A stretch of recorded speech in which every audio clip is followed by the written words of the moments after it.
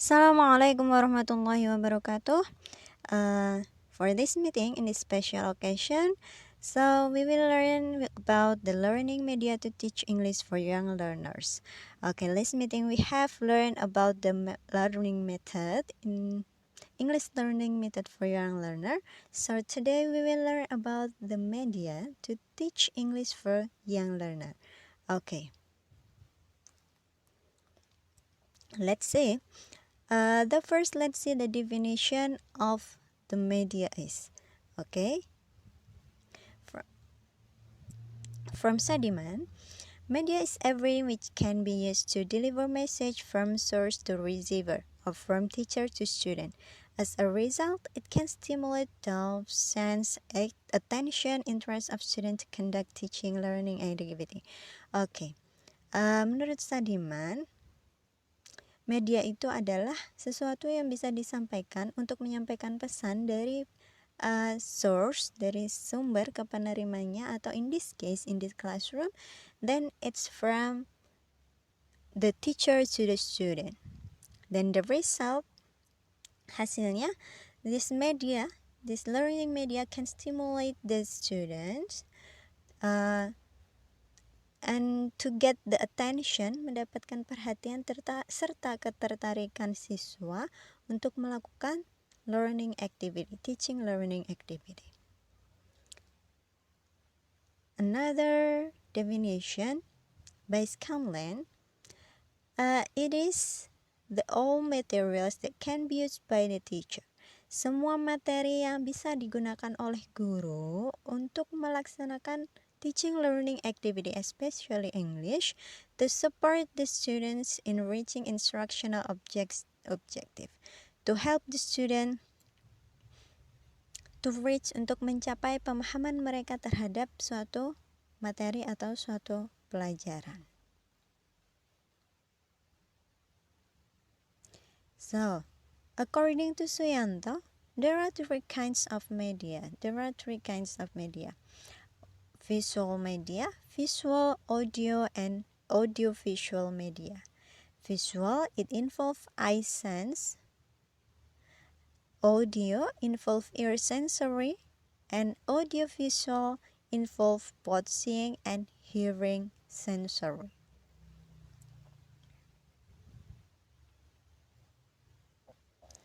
Okay, the first audio media. It can be used by the teacher to check the student's competence on listening comprehension.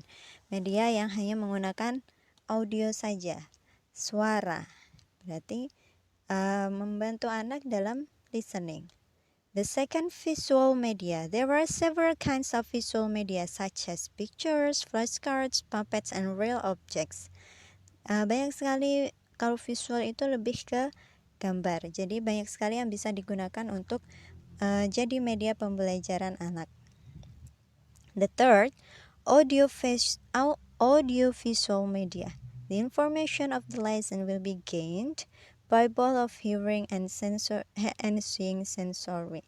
Kalau tadi audio only for listening, visual only seeing the picture, and the third, audio-visual berarti perpaduan antara keduanya, bukan hanya audio tapi juga dengan gambar atau visualnya. Okay, of course, there are some benefits using of media in learning process. The first, keuntungannya banyak sekali. Yang pertama adalah salah satunya to enhance students' motivation in learning activity. Meningkatkan motivasi siswa dalam belajar. By using instructional media, showing picture, having the student hear the music, or giving more attention, the students will give more attention to the teacher. Jadi selain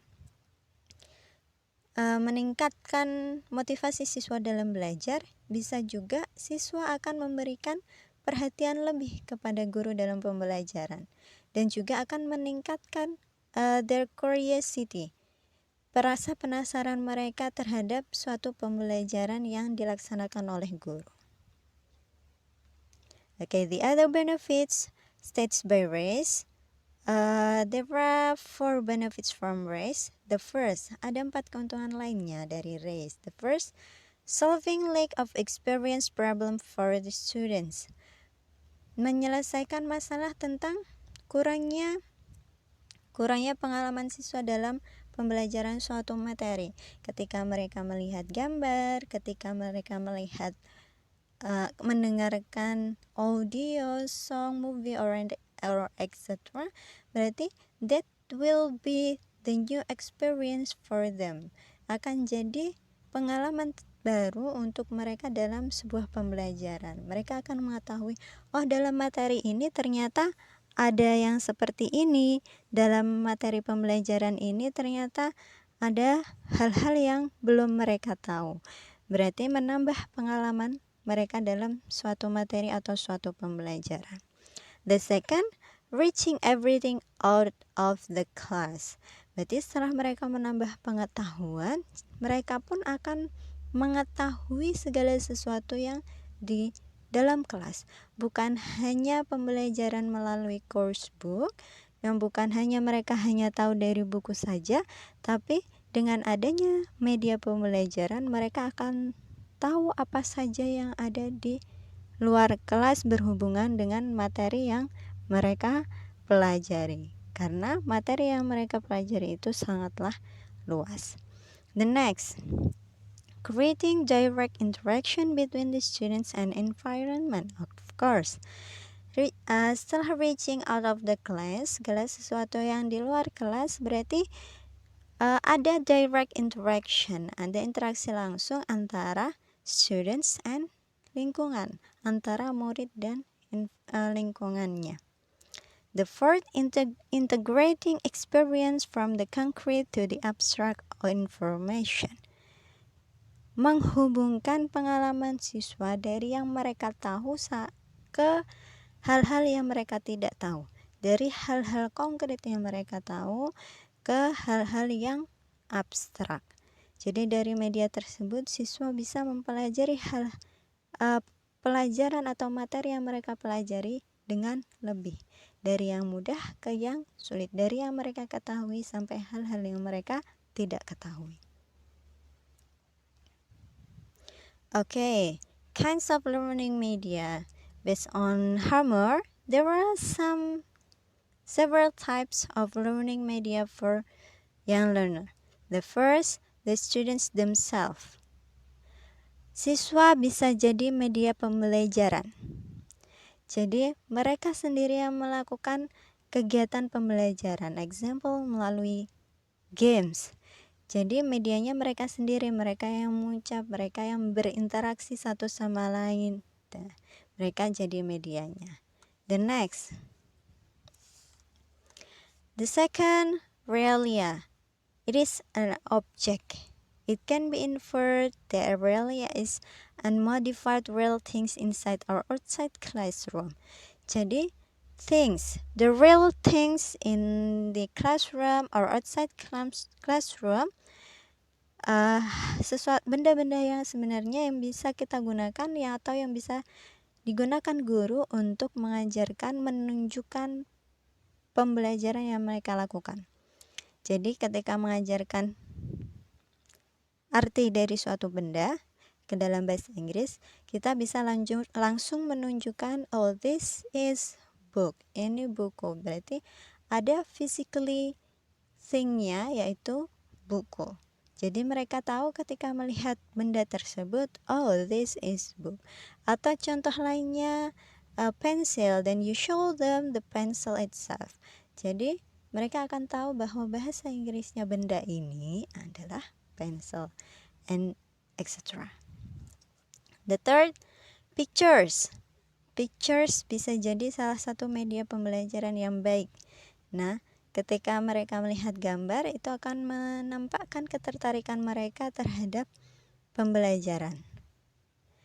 Contoh-contohnya pictures seperti drawing, charts, graphs, poster, cartoon, and etc.